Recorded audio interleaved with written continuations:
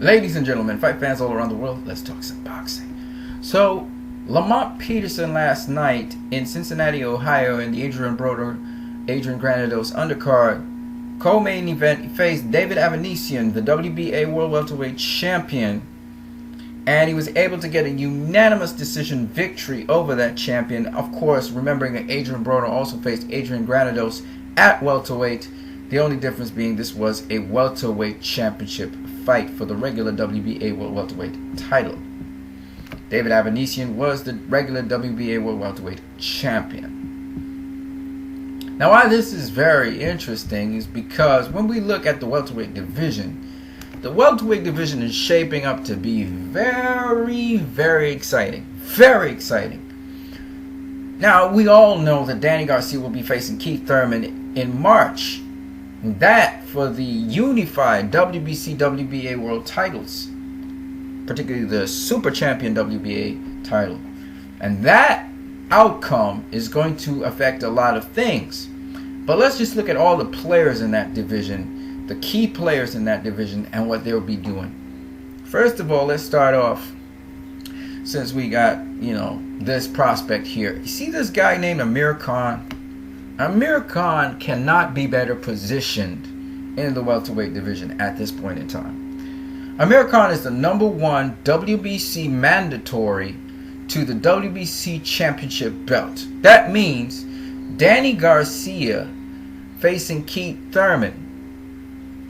The winner of that fight will have as their mandatory via the WBC Amir Khan. But that's not all. See, even in the WBA, Amir Khan is ranked. He's ranked #4 in the WBA, and after the fight with David Avanesyan, in which Lamont Peterson is now the WBA World Champion, regular that is, Amir Khan is one step closer to that, in that he is the #3 contender for Lamont Peterson's WBA title.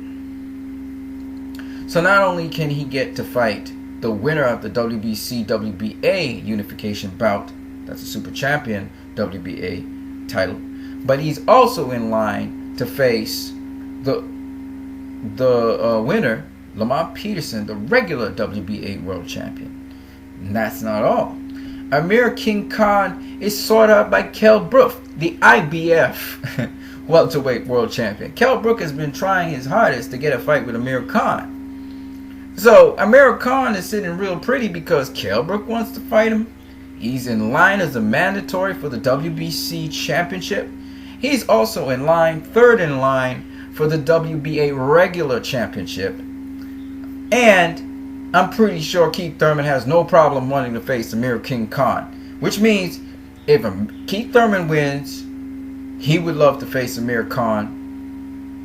If Danny Garcia wins, he would love to face Amir Khan. Lamont Peterson is right now the current WBA welterweight champion, and yes, he would like to face the winner of Danny Garcia and Keith Thurman, but if he can't get them, he's happy to face Amir Khan.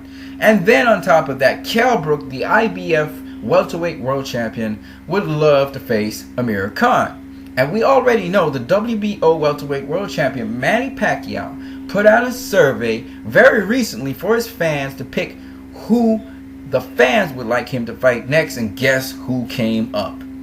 Amir King Khan.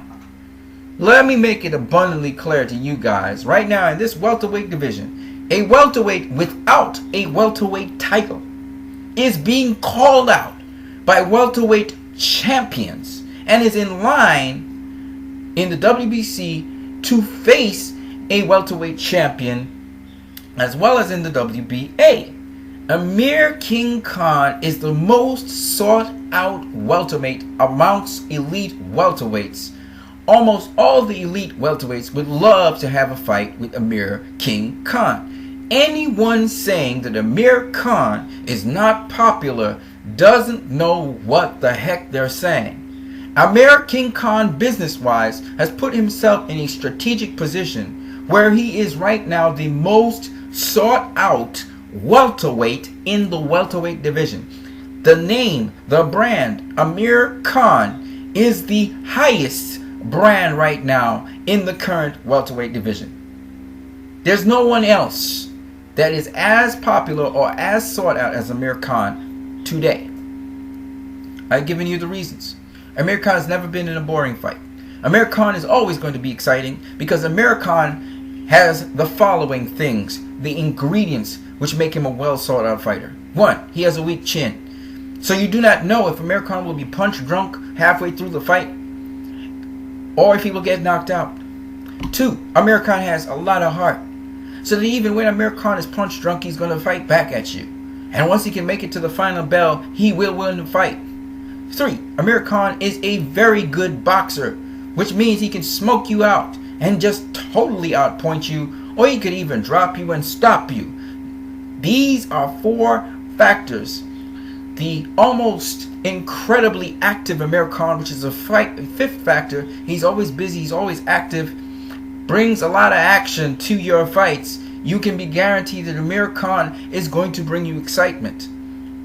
For that reason alone, and the fact that Amir Khan has positioned himself the way he has in the welterweight division, Amir Khan and the name Amir Khan, for as long as it lasts, is the highest premium right now in the welterweight division. It's not Manny Pacquiao. It's not Kell Brook. It's not Keith Thurman. It's not Lamont Peterson. It's not Danny Garcia. It's Amir Khan. And he doesn't even have a welterweight championship under his belt. He's the most sought out fighter in the welterweight division. I just wanted to share that with you guys. Now let's move on. Timothy Bradley. Timothy Bradley is in line. I don't know if he likely take it. Being Barbara Arum is doing business now with he's doing business with Al Heyman, but I don't know.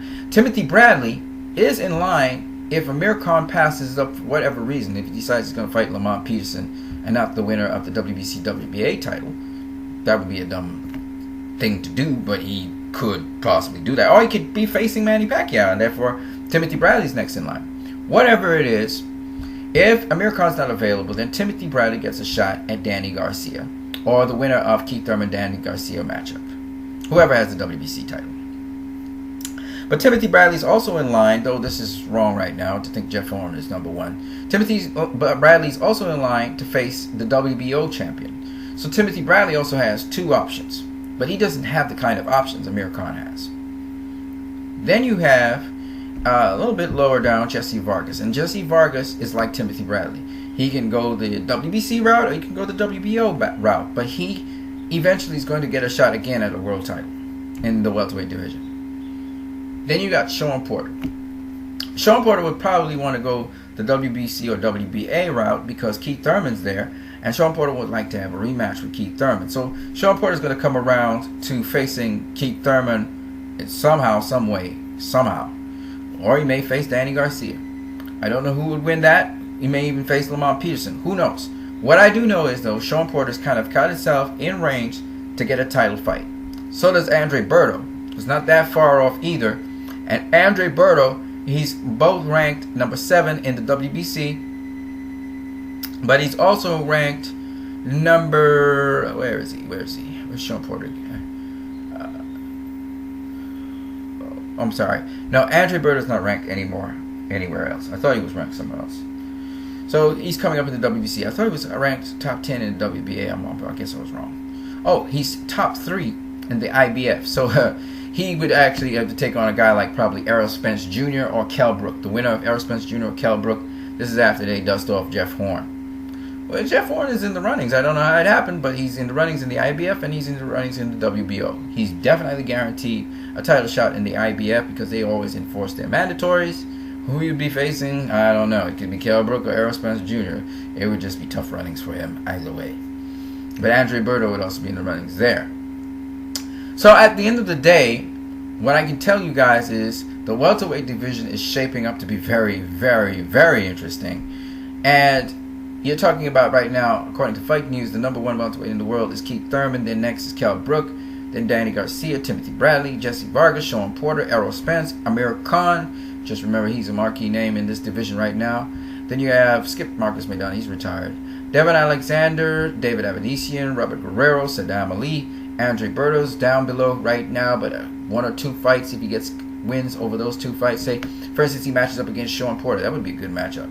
If he matches up against Sean Porter and gets the win over Sean Porter, we can see things changing right there. Then we got Jose Benavidez, who moved up from super lightweight or junior welterweight. And we got Jeff Horn at the bottom. So at the end of the day, truth be told, you can see that most of the elite welterweights, they are proving themselves, separating themselves from the crop. But also, you can see the possible matchups between them as you start to juggle around these guys. We're talking about guys like Errol Spence Jr. We're talking about guys like Jesse Vargas, Timothy Bradley, Manny Pacquiao. We're talking about guys like Sean Porter, okay? Sean Porter, Andre Berto. We got Amir Khan. We got Lamont Peterson. We got Keith Thurman, Danny Garcia, okay? Those are the guys we're talking about. And you see them getting to the cream of the crop. And if they fight one another, this division is just going to be like pure fire, because it's a stacked division right now. And we're going to see who's going to separate themselves from the pack. It seems like Keith Thurman may separate himself, but it depends on if he beats Danny Garcia and how he beats Danny Garcia to become the unified champion. And then that would really make sense. I know Keith Thurman's on a mission to get all of these belts. We'll see if he can do that. But in the meantime, I thought I would highlight all of this stuff because it's very interesting to me. You guys have a great one.